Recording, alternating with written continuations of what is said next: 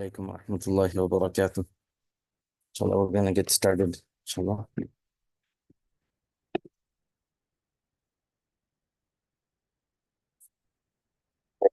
Alaikum wa rahmatullahi wa barakatuh.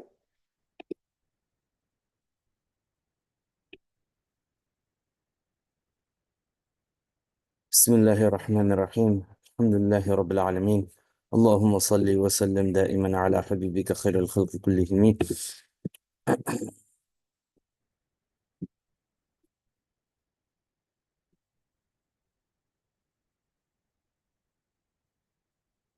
Alhamdulillah, today is actually the last class in which we are going to discuss the history of the Quran, the Jam'ul Quran, and it's the last part, which is from the time of Uthman radiallahu anh till today. What are the differences? What are the things that had happened in the Jam'ul Quran, in the compilation of the Quran? We had previously mentioned regarding Abu Bakr radiallahu anh, that how he in his compilation of the Quran, it was very different. So I just want to remind everybody, which stage are we at? We're at the stage where Abu Bakr radiallahu anh, he appointed Zayd ibn Thabit, and Zayd ibn Thabit, he used certain methods to verify that that this is Quran, which is like he wanted two witnesses to be there that testify that this material, this, the Quran was written on this bone or this pamphlet or this, what do you call it, the date palm leaves and things like that, that it was written, this is the exact Quran which was written in front of the Prophet Muhammad sallallahu alaihi wasallam. He actually wanted that verification there. And then also they verified with their own memory, and because they were Hufaz as well. Umar radiallahu anh, Zayd ibn Thabit, their memory, both of their memory, they made sure that that is part of it. And at this point, the Quran is in, now they have one master copy, one standard copy, but it is not in order. It is in surahs. It's in the appropriate surahs, but it is not in the order that we see today, right? And keep in mind, again, that, that this was the compilation of the Quran after the Prophet Muhammad sallallahu alaihi wasallam. So that was Abu Bakr radiallahu anhu's compilation. Now let's talk about Uthman radiallahu anh. And also we'll discuss first we'll talk about the difference regarding the compilation that was done in the time of Abu Bakr radiallahu anh and in the time of Uthman radiallahu anh. There was a difference.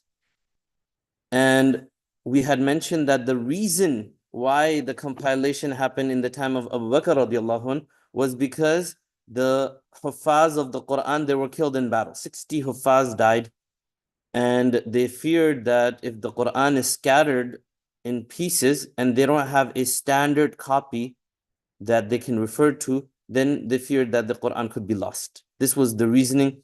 So Abu Bakr radiallahu anh, he fulfilled his purpose, and he compiled the Quran. He had it compiled in a standard copy, in a not a book form, but in a pamphlet form, that if you wanted to know any surah, you can open up and you can find the surah, and every surah was together. Every surah was together. Now, in the time of Uthman radiallahu anh, what happened was Islam spread. In the time of Uthman radiallahu anh, Islam spread. And as Islam spread, there was no issue with the recitation of the Quran at that point when Islam spread a little bit, because everybody knew about the sab'atu ahruf. Everybody knew about that there are different ways of reciting the Quran, right? So at the time of Abu Bakr radiallahu anh, they knew that there's different ways of reciting the Quran. And we mentioned this before also, just to reiterate that the Prophet ﷺ, he taught the Quran to different Sahaba in different ways. And then that was passed on. When those Sahaba taught it to the next generation, those students understood it, right? Now the students, when Islam spread even more, and when the students were learning the Quran, then when Islam spread even more so, then what happened was that when the people stopped, when the publicity of the 7 ways of reciting became less, then that's when people started to have disputes. And what does that tell us? That tells us that when you have less knowledge, then you are more prone to having disputes. When you don't have knowledge about the Quran, you have disputes. Like the state we see today, like people are having disputes, and I mean, people aren't having disputes regarding the recitation of the Quran because now that's known amongst the people. That's why we have diacritical marks, we have Qurans, but as a sense that in a general sense, right, when the ummah loses its loses knowledge, and or knowledge is less rampant amongst the ummah, then that's when you see differences of opinion and people don't understand certain things. So as a result, when people did not know about the different ways of reciting, they started having disputes. So the disputes is the reason why Uthman radiallahu anh, he did the compilation of the Quran, or else he did not need to. He didn't need to. So the disputes, what happened were that one person, he would say that I learned from such and such Sahabi that the Quran is read in this manner. And another Sahabi and another person, he says that I learned it in this manner. And in this manner, they had dispute in the Muslim world. And Uthman radiallahu anh, he said, right, one person came to him and he said, O leader of the believers, before this nation falls a prey to dissensions about the book of Allah, like the Jews and the Christians, you must do something about it. Right? So this was, now understanding the reason is also important. What is the reason why he had to do another compilation? I mean, they had a master copy already. We mentioned it, that after Abu Bakr radiallahu anh, it was transferred to Hafsa radiallahu anha. She had a master copy, and such a copy that the entire ummah was of consensus that this is Quran. Right?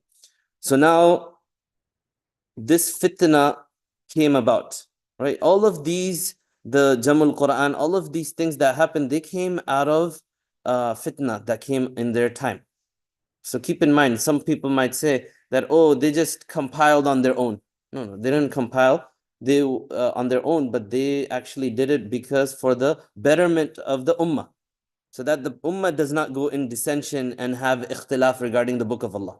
Right? Alhamdulillah, today, because of what they did, no person can say that there is, different Qur'ans or different versions of the Qur'an. Right? Now we know that there is only one version, and there is no confusion regarding the compilation of the Quran. So them compiling the Quran was actually for us, so that there is no doubt in our generation regarding the Quran. And this was very important for them to do in the earlier time. For them to do, so that there is absolutely no doubt. Right? Because if it was such that they did not compile the Quran, they didn't have all of these things, that these features and all of these conditions that they had, if they didn't have that, then what would happen is people would have ikhtilaf today regarding the recitation of the Quran. Right? So that's very important for us to keep in mind. And that's why we're doing this, we're on this topic, for us to understand the hujjiyat, that the Quran is established, the compilation is actually ijma. It is a consensus of the scholars, of the Sahaba. When it is a consensus, it is a hujjah, it is a proof. Right? And we know that, I've mentioned this before, that ijma is a proof. So moving on further, I wanted to read the statement of Uthman radiallahu anhu. So one of the person, he came, Huzaifa ibn Yaman, he came to Uthman radiallahu anhu. He said, "O Amir al-Mu'mineen, leader of the believers, before this nation falls a prey to dissensions about the book of Allah like the Jews and the Christians, you must do something about it." Uthman radiallahu anhu, he said, "What is the matter?" He said, Huzaifa said, "I was on the jihad mission at Armenian, at the Armenian front, where I saw that the recital by the people of Syria following that of Ubay ibn Ka'b. Ubay ibn Ka'b, so meaning that he was the teacher, right? The qiraat came from him, right? So Ubay ibn Ka'b was never heard by the people of Iraq. Now, when it spread, what happened was certain qiraat were famous in certain lands, certain areas, and other qiraat was not so famous. And then when that qiraat came in those lands, then people started having disputes. Right?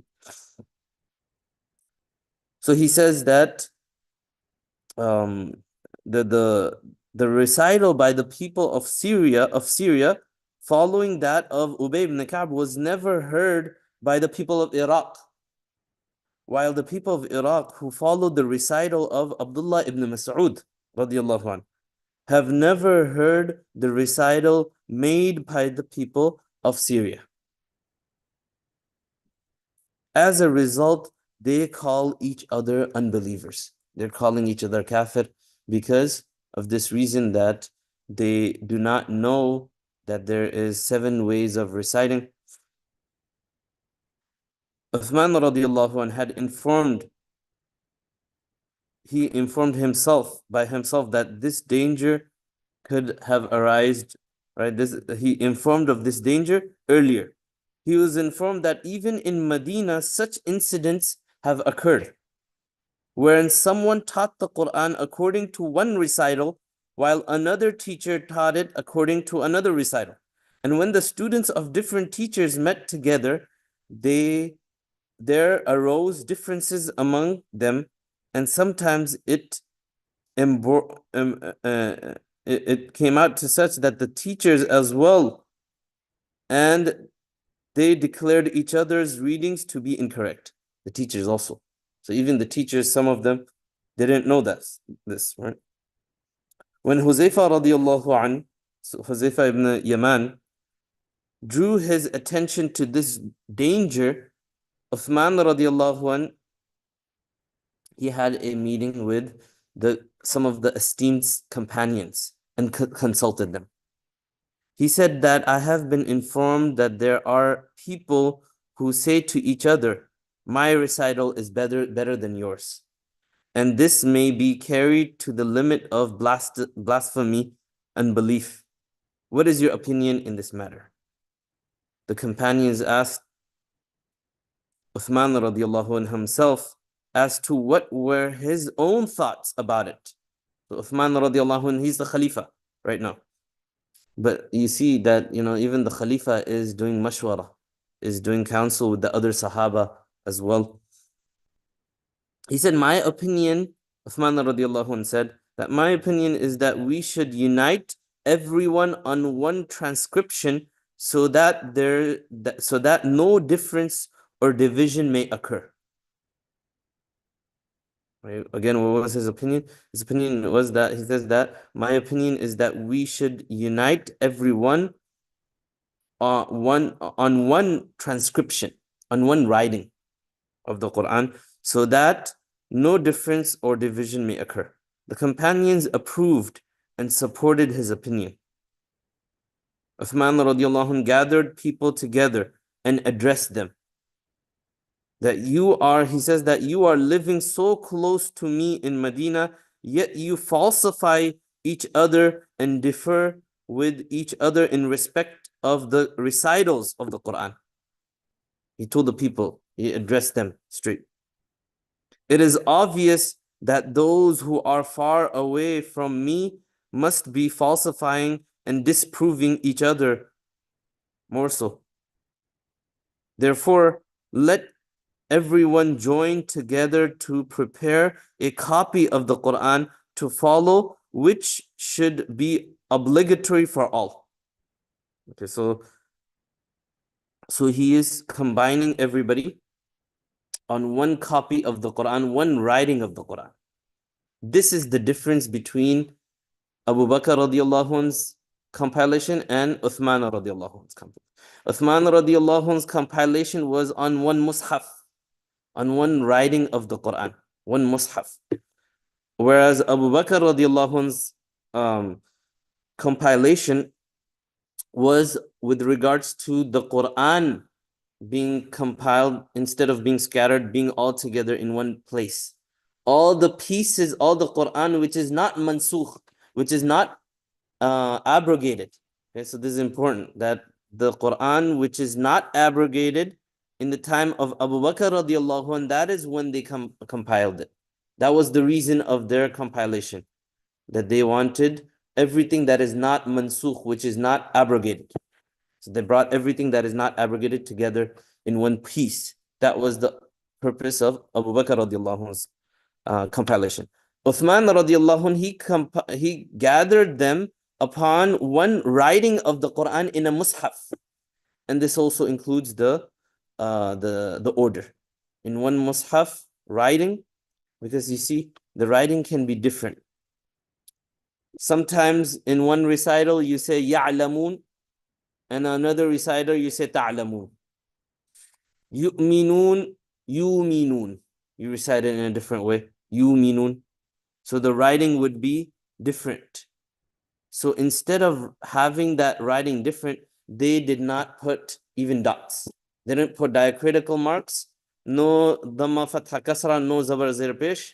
And there was no, even in Sahaba time, they didn't have any diacritical marks in zabar zir pesh, they didn't have that, even in Sahaba time. So with regards to the writing, they compiled it they wanted to have one mushaf regarding the writing, that any person can take that Quran and can recite it in their own recitation, in their own dialect. And the example of that, it's not really a good example, but the way that they would write, I've already shown you this picture regarding how they would write. You don't even see diacritical marks on there, right? So a person who needs to read ta'lamun with a ta can read it because there's no dots. There's no dots. And then a person who wants to read ya'lamun with the same Quran, with the same transcription, can read ya'lamun. Right. This is actually a letter, but I'm sure there are other online. There might be other examples in which you can see that in the script of Uthman radiallahu anh is the writing that he had written, and he combined everybody. He had united everybody upon one transcription of the Quran. Okay, so moving on, what happened after that was that Uthman radiallahu anh sent a message to Hafsa radiallahu anha, requesting her to let him have the holy transcriptions of the Quranic texts that were prepared. Remember, we said after Abu Bakr radiallahu anh, that master set was given to Hafsa radiallahu anha. So Uthman radiallahu anh asked for this.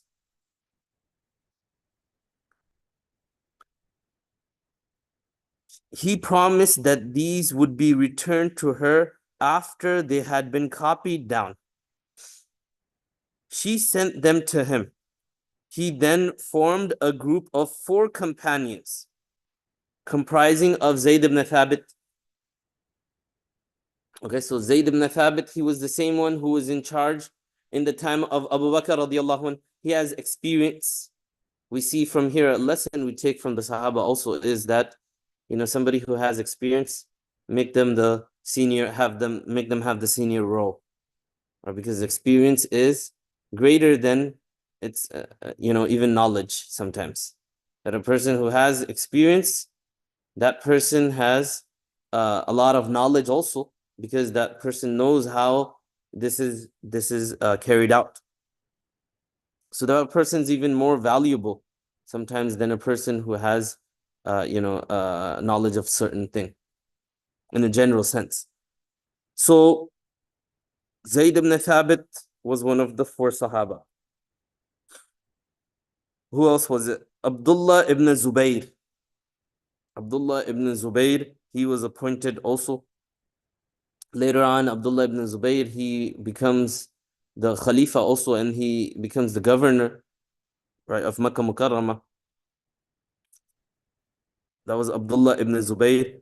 Then the third is Sa'id ibn al-As. Sa'id ibn al-As. And the fourth is Abdul Rahman ibn Harith ibn Hashim. The Rahman ibn Harith ibn Hashim. These were the 4 Sahaba. This group was entrusted with the task of making several transcripts from the original copy compiled by Abu Bakr radiallahu anhu. Right? So this group was given the task of making a lot of copies. So what does that mean? That means literally they're writing down the Quran. They're making copies of the Quran. This is before the printing press. So they're literally writing down the Quran from the original master copy. As we mentioned before, the question arises, how did Islam spread even without the printing press or without people copying? How come they're copying right now? Isn't the Quran's widespread now? Yes, right. It is widespread, and we mentioned before that Sahaba had their own copies. They memorized the Quran, they were hufaz of the Quran, and they had their own copies, their own compilations that they had, and that's how they used to teach others. And their students would have, their recitation. And then that's how it spread.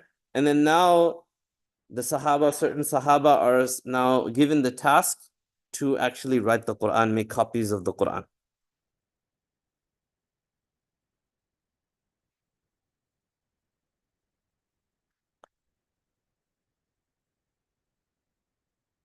And they were given the task of writing the Quran, right, copying the Quran with the surahs also arranged in sequence. Zayd ibn Thabit was Ansari, while the other 3 were from Quraysh. Zayd ibn Thabit was Ansari, and the other 3 were from Quraysh. Therefore, Uthman radiallahu anh said to them that if you and Zayd, so basically there would be the recitation that Zayd ibn Thabit would perhaps be in some places, yeah, perhaps have some differences with the Quraysh. So Uthman radiallahu anh, he said this, that if you and Zayd differ anywhere in the Quran, right, basically if they differ regarding a letter, that, okay, should I write ta or a ya, if they differ in anything, then you should write it in the language of the Quraysh, because the Quran has been revealed in their language. So in the way of writing, if you differ, even in the way of writing, sometimes it ta marbuta around ta, in some dialects, in other ways, they would write it in a different way with the long ta instead of the round ta. So these are the differences that we're talking about. We're not talking about differences like, differences in the Quran. No, we're not talking about that. We're talking about the differences of writing it, in the way that you write it, in the Rasmul Khat, in the way that you write the Quran. Now, if you open the Quran, you look at the word Ar-Rahman. Look at the word Ar-Rahman. After the meme, there's a standing alif on top. That's the Rasm al-Khut. That's how it's written. However, you know that in regular Arabic, you could write Rahman with the alif after the meme. Rahman. Write a alif, straight alif after the meme. But if you look at the Quran, it wouldn't be written like that. Rahman would be meme, has a standing alif on top of it. Right? So this is the Rasm al-Khat. These are the ways of reciting the Quran. The way of writing the Quran. the way of writing the Quran. So these are the differences that they were talking about, right? Now, for some, again, we're talking about a lot about objections that people have, right? This shouldn't be an objection. This shouldn't be a doubt in people that, oh, they differed regarding Quran. No, they didn't differ regarding Quran, but they differed regarding the writing of the Quran, the Qurayshi way of writing, or should it be the Ansari way of writing?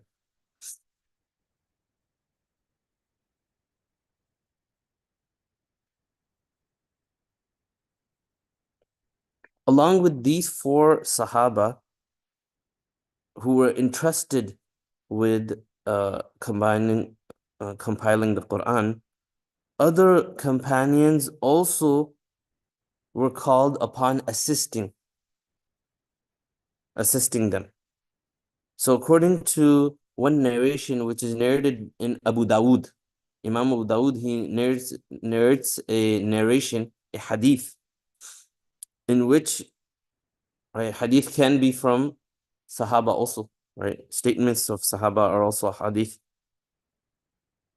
They mentioned that their number, the number of people who were helping, had risen to 12. So from these four Sahaba, others were also called upon helping, and they became 12. These people included Ubay ibn Ka'b. And we mentioned that he had his own recitation. He has his recitation. And Ubay ibn Ka'b, he was Qari, he was a Hafiz of Quran. In fact, he was one of the people that would also lead the Taraweeh. Right? And another person is Kathir ibn Aflah, Malik ibn Abi Amir, Anas ibn Malik, and also Abdullah ibn Abbas radiallahu. Abdullah ibn Abbas, very big faqih. Okay, so this group of companions, what did they do? What was their function in transcribing the Quran? What was their function? I'm going to mention the function. Their functions were four things that they had to do. Number one is that in the transcript prepared in the time of Abu Bakr radiallahu anh, surahs were not arranged in sequence, but they were written separately. They arranged them in proper sequence as part of the single transcription. So the single mushaf they wanted to transcribe, they are the ones that put it in the order. Okay, they are the ones that put it in the order that we see today. That was the first way of the first function of their transcription. Second function is that the verses of the Quran were written to accommodate all the successive, uninterrupted, yani mutawatir, uninterrupted recitals in the script. They're mutawatir. Therefore, no dots or diacritical marks were placed on them so that they could be read in accordance with all the valid recitals. All the valid mutawatir recitals, they're able to read that in that way. For instance, they wrote, one group of, one qari, he reads it in one qiraat, it is nanshuruha. The word is nanshuruha. Now, the other recital was nunshizuha. The ra is a za in one, right? These both of these recitals are correct, but one of them has a ra and the other has a za. We know that za has a dot on it and ra doesn't, so they did not put the dots even, so they didn't put that dot. And also, the diacritical marks, we know when somebody wants to read something, we put that dhamma fatha kasra zabar zir pesh, and these diacritical marks, it helps us recite the Quran, right? How does a person know how to read? because of these diacritical marks. So nunshuzu became, all right, is one recital, and another recital was nunshizu. Right, nanshuru became nunshizu in another recital. So these two recitals, person can read it without the harakat and without the diacritical mark. If you take that away, then everybody can read that part, and they won't have any difference of opinion regarding the script of the Quran. Yeah, they'll have difference in the recital, but they won't have it in the script of the Quran. Okay, so that was, as I mentioned, this was number 2. This was the second reason, and this is actually the biggest reason. Right. The third is that up to that time, there existed only one single copy of the Quran that was complete, right, and authentic and standard, right, which was Abu Bakr radiallahu anhu's Jamul Quran, right, the compilation that he came up with, and that master copy that we're talking about that up to this time there was only one standard and master copy that the entire ummah had a consensus upon, right? We already mentioned how it was compiled. But they prepared, these people, these 12 Sahaba, they prepared several transcripts of this freshly written copy of the Quran, right? This copy that happened in the time of Uthman radiallahu anh, they prepared many transcripts of it. So basically they copied a lot of transcripts and basically, mushafs. We call them mushafs, right? They prepared a lot of mushafs in this order, in this manner of the Quran. It was generally believed that Uthman radiallahu anh got 5 transcripts prepared, but Abu Hatim has stated that a total of 7 transcripts were prepared. So either 5 or 7 transcripts were prepared. Of those, one was sent. Now remember, this is such a master copy, or we're talking about like these Quran's transcripts. These are not just, writing, just copying like this. That these are the exact master copy. They're copying from there and putting it in order. That's it. And of course, as we mentioned, that they're writing it in such a way that anybody can read it in that way, right?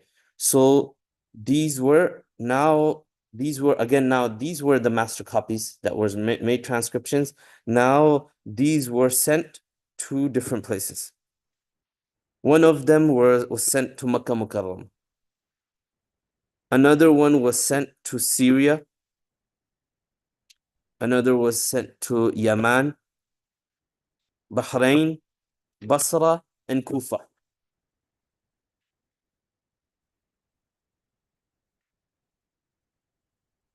Right? And one was kept in Medina, the 7, right? Or how many is that? That's 7, yeah. So again, Makkah, Medina, Syria, Yemen, Bahrain, Basra, and Kufa, 7. They were sent to 7 places, and these were the places that, a lot of Muslims were there. So the point of them sending this was that so that those cities can have master copies. Because initially the master copy was only one in Medina Munawwara, that's it. But as I mentioned before, that the master copy was one, but then the Quran was spread by the people. Quran was spread by the people at this point. It was not spread by the copy, the mushaf. Right? Today, alhamdulillah, we see Quran, even with the copy, it's spread with the people also. And all the 7 were same, exactly same. Yeah, exactly. These 7 was exact transcription of the original master copy.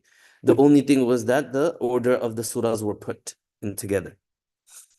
That was number 3, the third function of this Jamul Quran, of this compilation of the Quran. The fourth is that in order to accomplish the task mentioned, these eminent companions basically kept before them the transcription that were written during the time of Abu Bakr radiallahu anh, but as an added precaution, they adopted the same method that was employed during the time of Abu Bakr radiallahu anhu. Consequently, individual transcriptions preserved by different companions were once again brought together, and it was yet again a collation with these that the new transcripts were prepared. This time, a verse of Surah Al-Ahzab, separately written, was found only with Sayyidina Khuzaymah ibn Thabit al-Ansari, right? Which is min al-mu'minina rijalun sadaqu ma ahadullah alayh. This piece, right? So again, the same thing that they did before, they did it again. That now they asked for the places where it was written, and again, all of them were found. So basically, what they're doing is they're verifying and they're rechecking because it's already been checked. Like, because somebody could say, oh, it was in with Hafsa radiallahu anha, maybe somebody misplaced something or something, it's changed it or something. But no, they verified again in the time of Uthman radiallahu anhu. Again, they did an ijma of the entire ummah, and they brought all of their transcripts, and they saw it, and then did the same thing again. They did the same thing again, but this time the verse of Surah Al-Ahzab was written. It was written down, but it was only found with one person, Khuzaymah ibn Thabit al-Ansari. And again, just to remind everybody here again, that this doesn't mean that nobody else remembered this verse. This doesn't mean that. It just means that he's the only one that had something written that was written in front of the Prophet ﷺ. That amount of authenticity. And there were two witnesses who came and they said, yeah, I saw this being written, this exact verse being written in front of the Prophet ﷺ, and this Sahabi wrote it. So that exact person, that testification of that was only found with one Sahabi. So we have to bring that in our mind so we understand that. Zayd ibn Thabit, who was, appointed in this, he says that while writing the transcription, I did not find the verse of Surah Al-Ahzab, which I used to hear from the Prophet ﷺ. So he knew the verse, but he said that in the transcription, I didn't find it with the other people, right? When we searched for it, we found it with Khuzaymah ibn Thabit al-Ansari. Now, this is a narration in Bukhari. Okay, this is a narration in Bukhari. And why I'm stressing on that is because people will bring that in front of you and say, look, this is the narration of Bukhari. You say Bukhari is authentic. And it says that he only found the narration, this ayat of Quran in Surah Al-Ahzab, only with Khuzaymah ibn Thabit. Right? But you're not understanding the background. Right? You're not understanding the background of what Zayd ibn Thabit is mentioning. Right? And he mentions himself that in the narration, he says that I have it in my memory. He says, what? I used to hear from the Prophet ﷺ. Right? I heard it. Kuntu asma'u. The Arabic, he says, Kuntu asma'u yaqra'uha, or Kuntu asma'u Rasulullah sallallahu yaqra'uha. I used to hear it from the Prophet sallallahu reciting it. He used to recite it. I know it is Quran. It is Quran, but they only found it written. We're talking about written.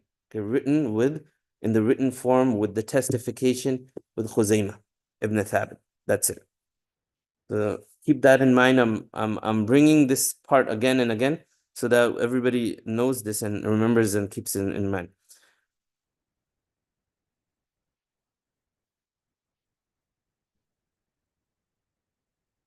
Because so these were the four things. There is a fifth.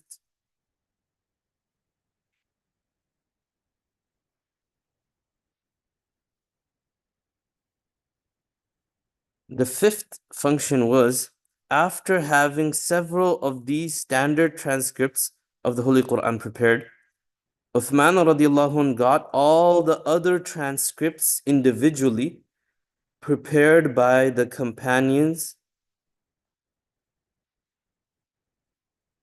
So after having all of these standard transcripts of the Holy Quran prepared. So now these other master copies are made. When these were made, Uthman radiallahu anh got the other transcripts of individual Sahaba that were prepared, that they had done it on them, on their own self, their personal copy, for example. We're not talking about the transcription that is done from that original and verification that is done. He had the other ones burnt. He had the other ones burnt. So that there is no ikhtilaf in the transcription, in the writing.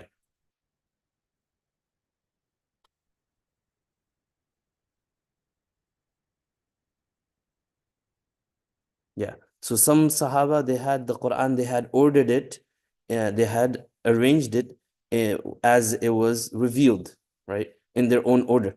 So he had it burnt so that there would be no differences in the order, and neither would there be differences in the transcription, right? And also keep in mind that, some Sahaba, they also would write sometimes some tafsir of it, their own, the tafsir that they got from the Prophet ﷺ, they would write it next to the ayat. So there would be no transcription that is left except this master copy that's there. This is also another objection people have. Oh, they burnt the Quran. All the other copies were burnt. Only this one transcription was, kept. How do we know it's protected? How do we know it's right? Right. So the burning was done because of the reason that there's no ikhtilaf afterward. Right. Because this was the ikhtilaf that was afterward, that, somebody wrote a Quran in a certain way. And then after that, somebody goes and now they read it and they say that, well, this is not my recitation. And that's why there was difference of opinion. The entire ummah, right? So this is so that there is no difference that is remaining. The entire ummah acknowledged. Okay, now if some Sahaba would have deferred, they would have spoken up. In all the Sahaba, they were okay with the other copies being burnt. And that just shows that they were okay. Them being okay with it shows that it was done in a manner that was not a manner that, okay, we don't want your types of Qur'ans to be, no, they did it so that they can be only to preserve the Qur'an, actually. So the entire Ummah acknowledged this achievement of Uthman radiallahu with admiration, and all the companions extended their full support in this venture. Only Abdullah ibn Mas'ud. Now we have to also listen to this. This is important also, that only Abdullah ibn Mas'ud was somewhat unhappy. All the other Sahaba, they were happy. But listen to the reason why Abdullah ibn Mas'ud, he was unhappy. You have to listen to the reason. Abdullah ibn Mas'ud was unhappy about it, the reason of which have been mentioned in, So Abdullah ibn Mas'ud, he was unhappy regarding his copy being burnt. So Ali radiallahu anh, he remarked, he mentioned, this is a hadith in Abu Dawud, he mentioned, Ali radiallahu anh, he mentioned to Abdullah ibn Mas'ud, he said that, say nothing about Uthman except what is good for him. He told Abdullah ibn Mas'ud because he didn't want his Quran to be burnt. And he says, say nothing about Uthman except what is good for him. By Allah, whatever he did in connection with the transcription of the Quran was done in the presence of all of us and with our advice and counsel.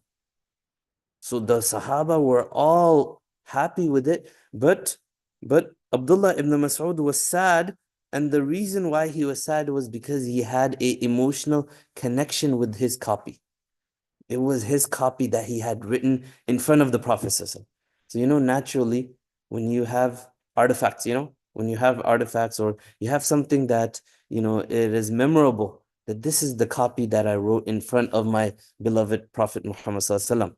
So this was that connection he had with this copy, and he didn't feel good for it to be burnt.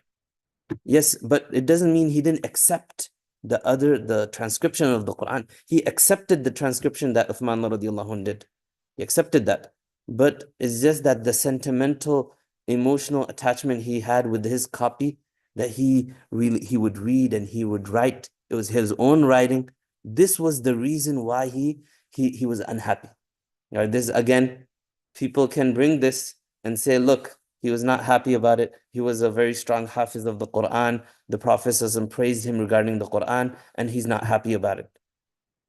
So this is another doubt people can have. But alhamdulillah, we have the statement of Ali radiallahu anh, which he is telling him, don't be sad. Don't be unhappy about it. Uthman, what he's doing it from our mashwara, from our counsel, and he is doing what is good for the Quran, for this ummah, right? Now that was the end of the Jamul Quran in the time of Uthman radiallahu anh. Now after that, now keep in mind that was a consensus. And also, let me go back to the first master copy, which was done in the time of Abu Bakr radiallahu anh, which went to Hafsa radiallahu anha's house. It was there. We mentioned that also later on, this was also burnt. So that's why today we don't have that. We don't have the Jamul Quran of Abu Bakr radiallahu, but we have the Jamul Quran of Uthman radiallahu in his time. So now Uthman radiallahu anh, he brought the entire ummah on the consensus, of the Quran, of this Quran. And that it is not permissible to write the Quran in any other manner other than this. That's why we call it the Uthmani script. Right? Uthmani script, that we call it that. Because this is the ijma and the consensus of all the entire ummah, that the Quran is going to be written like this. Yes, if you want to recite it, you can recite it differently. Very quickly, I know we're running a little bit on time. Then after that, what happened was, after this, Islam, of course, it spread in non-Arab lands and countries as well. Now, when this happened, then the ummah, the people, they came together, and the transcription of Uthman radiallahu anh, it didn't even have dots. For the ta and tha looks the same. And how do they recite it? The Qari would teach them. It was more taught by the teachers. This is how you recite the Quran. Is this a ta or a tha? The Qari would teach you, and you would memorize from the Qari. Right? That's how it was. It wasn't like us, like you open up the Quran and we can read on our own, right? Even if you're not a hafiz. In those times, the Qari would teach you that this is the verse, this is the thing, right? So now, going a few years later, the ummah, right? Some say there's difference of opinion regarding who was the first one who brought dots. The dots. Some say it was Abul Asad ad-Du'ali, who was the companion of Ali radiallahu anh. Abul Asad ad-Du'ali, he was the one that brought the dots. Now that the Quran is going in non-Muslim land, non-Arabic speakers, it's going, it's spreading, and they needed, people were making mistakes, and as a result, they wanted to bring these dots, and they invented and they brought these dots into the Quranic script, right? And then later on, we see that, some say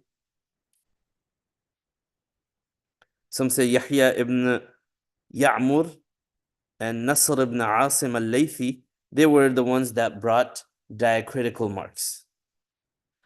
Initially, the diacritical marks were actually dots.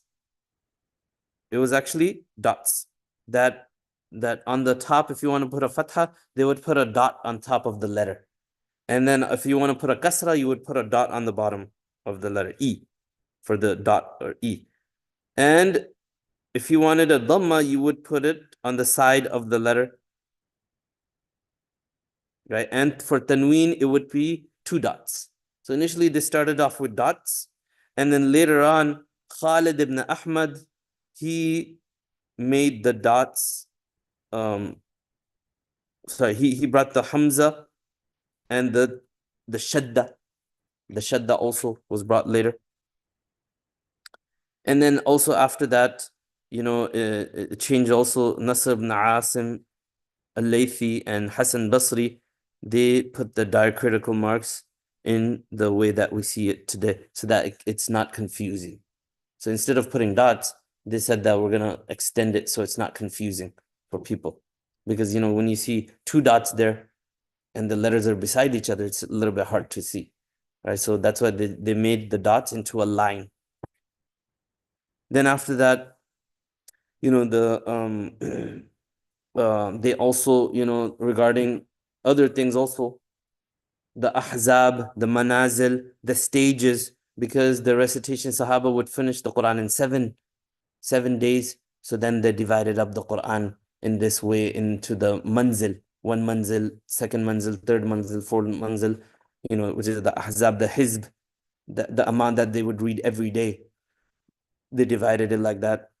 Then further divided it, and to make it easy, 30 juz, right? 30 actually wasn't there before, right? 30 was there brought so that if for Ramadan, somebody wants to recite in Ramadan 1 juz each day, or also, 1 day 1 juz. So that's the division. The division is not only juz, it's also the manzil, the hizb, all of these were brought just so it can be easier for people to read and recite the Quran. Then after that, the ruku was also introduced. The ruku, the ayn that you see, that is also introduced later on. The Quran, they put the Quran is 540 rukus and placed its signs on the transcriptions so that the Quran may be completed by the 27th night of Ramadan.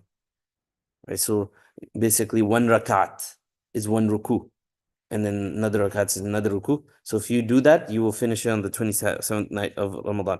Then after that, also the rumuz of waqf, the way of stopping, was also was introduced. That before it wasn't written. Before you would have to learn it from a qari, that this is the waqf here. This is like this or like that. And then they brought in the wuquf, the different signs that you can read in the front of many of the Qur'ans. And they tell you that, okay, it's recommended for you to continue here, or it's a compulsory stop. There's a sakta, a short pause that is supposed to be done here, so on and so forth. This was also brought later on afterward. Okay. That takes us to the end of this topic. If there's any questions, inshallah, the brothers, sisters, they can ask.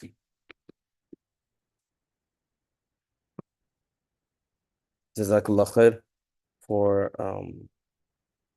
for listening, and inshallah we will next class we will actually be off because of winter break, and then we'll announce regarding Saturday, regarding the Saturday class, what time we're going to start. There will be a change starting January regarding the timing and also the format.